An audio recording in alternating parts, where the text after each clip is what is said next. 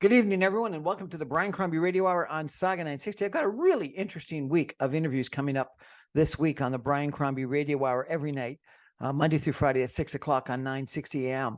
Tonight, Monday, I've got Amanda Christman. She's absolutely a fascinating individual.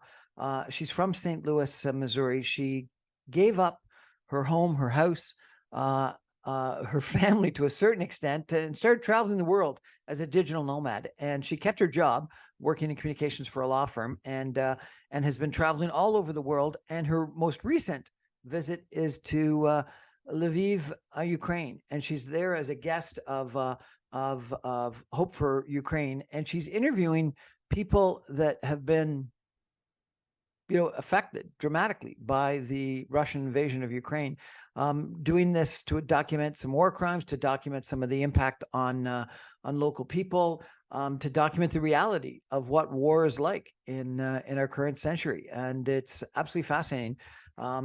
We connect up with her from Lviv, and we show some pictures of her experiences, which is that the city, even though it's subject to air raids and air raid sirens and kidnappings and lots of refugees from the eastern part of Ukraine because of the war. And she mentions a lot of vets that have lost limbs, etc., is still active and enjoying summer and alive. And it's a fascinating story of resilience. And it's a scary story of some of the impact on the people. And then I've got 3 shows on different aspects of politics that are really interesting. On Tuesday, I've got Omer Aziz, who's written a really interesting article that was in the paper about the death of neoliberalism, and he talks about how the current capitalist system, he thinks, has not been serving the middle class well. It's been good for the rich. And it's brought people out of poverty in China, but it has left a huge swath of lower income and middle income people with far less economic prosperity than they have in the past. And I don't agree with him completely, but it's an interesting thesis and a very interesting argument. And he's obviously an extremely bright young man. He comes from being the gold medalist winner in a political science undergrad. He's got a master's in political science. He's got a JD in law, and he's now the Radcliffe Fellow at Harvard University, writing books. And so, really, a smart guy. Comes from Scarborough, worked on Parliament Hill. It's an interesting interview.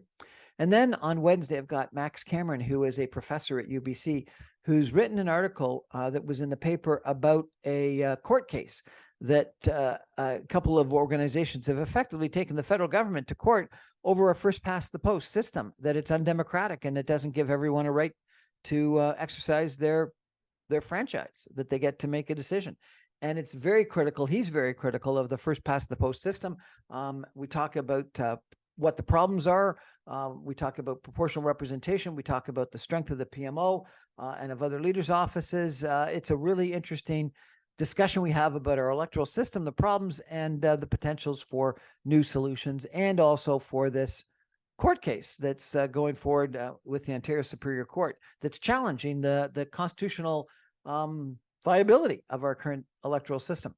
On Thursday, I got Mark Maloney, who's a government relations, public affairs expert, who's written a book about the 60, I think it's 67 different, maybe it's 68 different mayors Toronto has had, other than the last one, the current one being Olivia Chow. And it's a fascinating description of history, of different leadership traits, of different leadership styles, of different experiences. But it's also really interesting in regards to some of the stories he tells of the past mayors. And then we end with number 1, a description of what the current former mayors that are still alive suggest needs to be done for the future of Toronto, what some of the keys to success are as mayor, what some of the lessons learned are. And then we talk about sort of our system of governance in the Greater Toronto area and in Toronto. And it's a good discussion. And then on Friday, I've got a really interesting conversation with Roger Lamoureux, who is someone who I've known. He's been in the fashion business for over 40 years. And he talks about turning 60. Last week, I had a conversation about turning 50. This week, I've got a conversation with Roger Lamoureux. about turning 50. And again, it's turning 60. And again, it's a really excellent interview, conversation about age, about living life to its fullest, about making sure that that you have your right priorities. You keep socially active, that you keep mentally active, you keep physically active. It's an inspirational chat. So that's my week this week. Amanda Christman on Monday talking about Ukraine.